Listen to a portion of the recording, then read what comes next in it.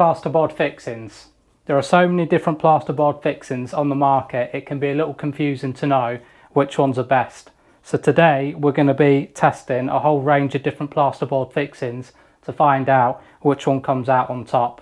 I'm also going to be showing you a DIY method with a scrap piece of wood and some string that I think will be far stronger than the majority of these plasterboard fixings, and also a hell of a lot cheaper.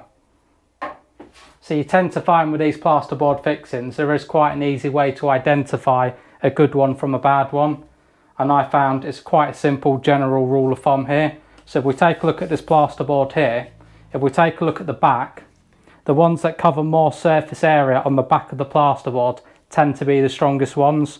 So as you can see here, we've got the G-fix and the snap toggle. They take up a lot of surface area and distribute the load out evenly across the plasterboard, and therefore you get a really strong fixing. If we come over to the other side and you take a look at the red Uno plug and the plasterboard fixing, they take up no surface area on the back of the plasterboard, have very little support, and therefore give you a weak fixing. And as you can see from this illustration here, as you go down the line, the fixings that cover the more surface area tend to be the stronger ones. But we'll be putting it to the test on a rig that I've set up over there just to see what results we get. These grip it fixings illustrate it perfectly well. They're all the same design. You've got the yellow one, which is the lightweight fixing, and the blue one, which is the heavyweight fixing. And if you have a look at the back, the only difference between the four of these is the wings that flare out.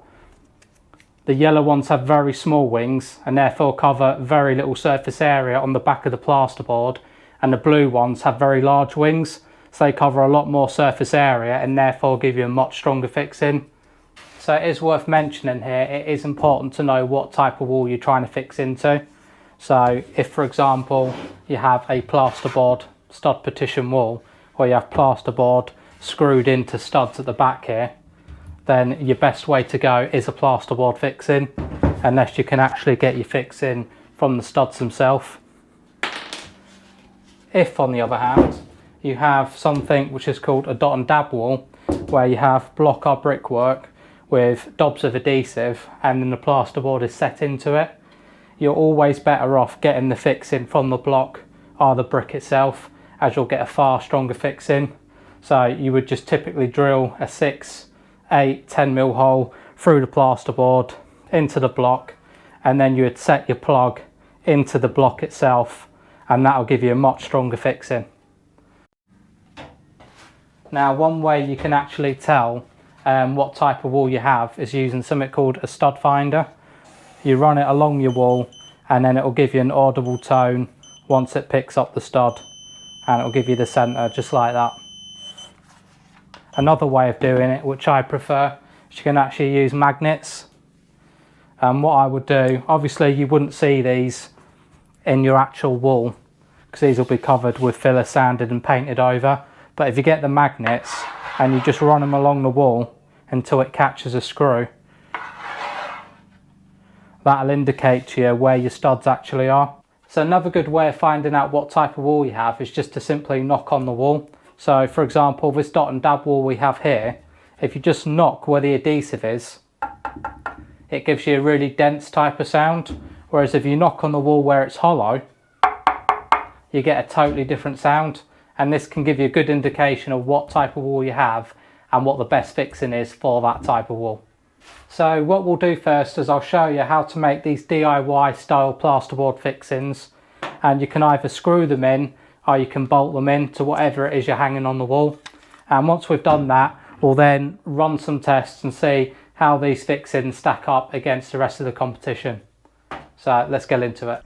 So the first thing you want to do is get a scrap piece of timber, 24mm wide, and this is about 3 inches in length, 75mm approximately. Make a mark with your pencil roughly in the middle, then get your hole saw and just get a rough outline with your pencil. Then I'm drilling 5mm holes. You want 2 holes within that stenciled line.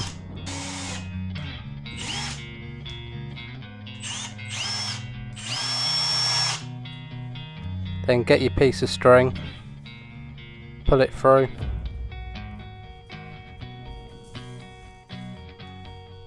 and that's basically it. That's your plasterboard fixing ready to go. Now get a 25mm hole saw and drill your 25mm hole into the plasterboard. Then get your scrap piece of wood and simply push it through the hole, like so. Now when you insert your screws here, don't put too much pressure on the impact gun, otherwise the scrap piece of wood will push off the back of the plasterboard.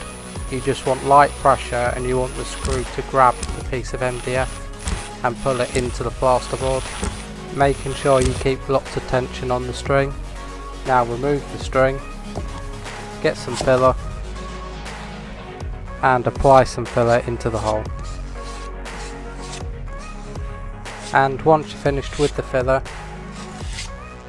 you can go ahead and grab whatever it is you're attaching to your plasterboard wall. In my instance it's a bracket, and slowly insert the screw.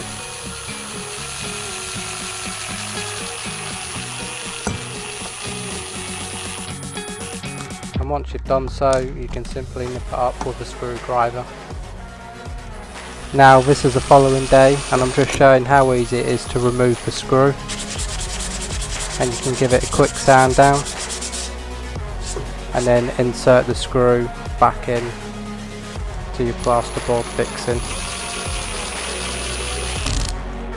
and then nip it up with a screwdriver, and that will give you a nice strong plasterboard fixing that you can simply screw into. But what if the item we want to attach to the wall requires a bolt instead of a screw? Well, there's an easy solution to this as well, and here it is. You can get what's called an insert nut in a range of different sizes, and these are designed to be screwed into wood to accept a bolt. So once again, mark your scrap piece of wood with a pencil, then stencil around the outside of the 25mm hole saw. Then you want to get an 8mm drill bit and drill into the centre of the piece of wood. Then get your insert nut and some Allen keys,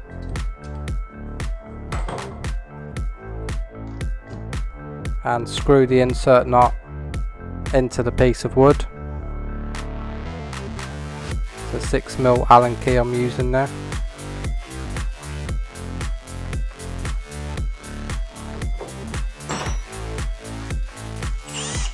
Then get a 5mm drill bit and drill 2 holes again to accept our piece of string, and then put the string in like we did last time. Now drill your 25mm hole again with a hole saw, or you could use a 25mm spade bit. Get your scrap piece of wood and push it through the hole, like that, and then just get it into position by moving the strings around, and then whilst keeping tension on the string, put your screws in. And what I find is using a bit of WD-40 or silicone spray or anything like that, even grease, it just helps drive the screw in a lot easier into the wood so it doesn't push off the back of the plasterboard.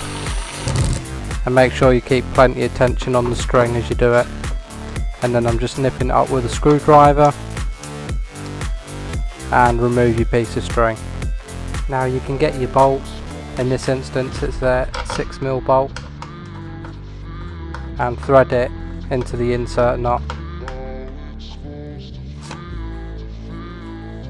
So go ahead and get your filler, apply the filler into the hole,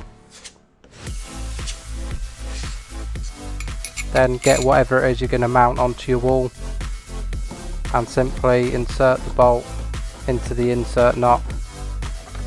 And I'm actually doing this while the filler's still wet. And then use your impact gun to tighten the bolt down, and this is the back view here.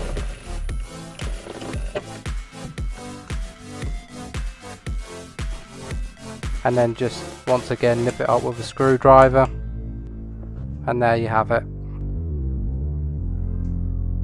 So that's two examples, one where I fixed it in with a screw and the other where I fixed it in with a bolt. So you've got a range of different options available to you. And now this is the next day, so I'm going to remove the bolt just to show you how easy it is to do. And you can go ahead and sand it down if you want to.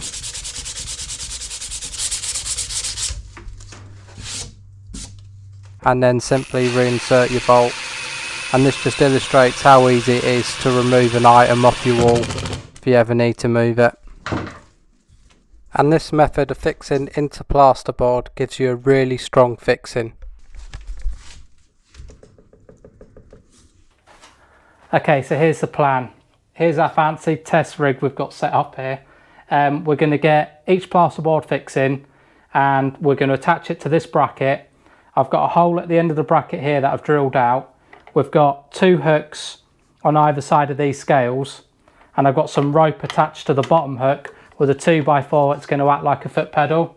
So what we'll do is we'll just apply a downwards motion onto the bracket until the fixing fails, and that will give us a result right there. I'm going to test each plasterboard fixing 2 or 3 times and then take an average to get as accurate a result as we can. So that's the plan anyway. Let's see how it goes. So we've got the red Uno plug, which failed at 3.4 kilograms. Followed by the plasterboard fixing, which failed at 5.2 kilograms. Here we have the grippets, and I've gone ahead and illustrated at the top right of the screen here what way each fixing failed at for the grippets.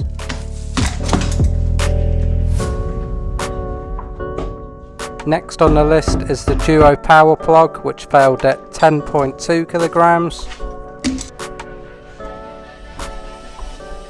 Then is the Timco Stellar fixing at 17.7 kilograms. The hollow wall anchor at 24.6 kilograms. The spring toggle at 28 kilograms.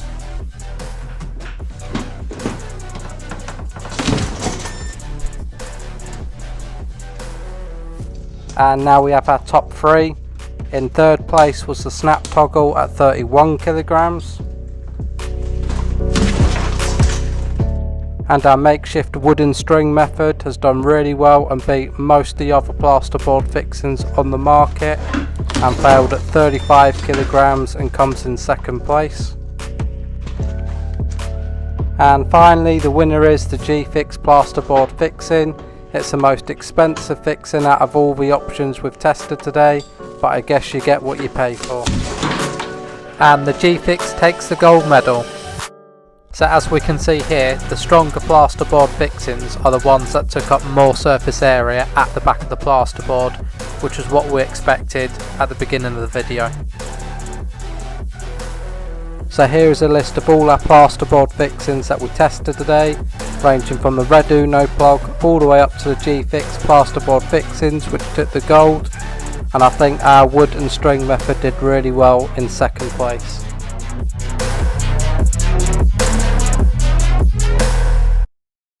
Alright guys, so that's it for the video. I hope you enjoyed the video. Thanks very much for watching, and I'll catch you in the next one. See you later.